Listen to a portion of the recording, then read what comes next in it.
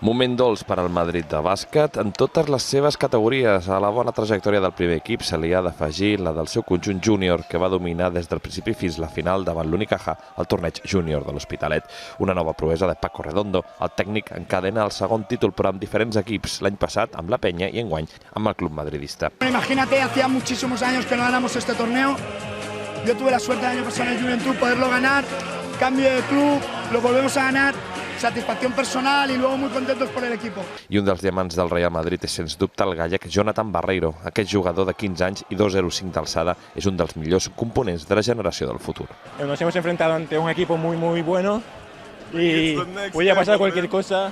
Al final hemos tenido suerte, nos han sabido llevar nuestro entrenador y bueno, hemos obtenido nuestro resultado. L'actuació catalana va ser relativament discreta. Els millors a la classificació final van ser la Penya, que van perdre la final de consolació davant l'Olimpia de Ljubljana. El Barça, de la seva banda, va acabar sisè, tot i que el seu escorta, Marc Garcia, va acabar sent escollit l'MVP del torneig.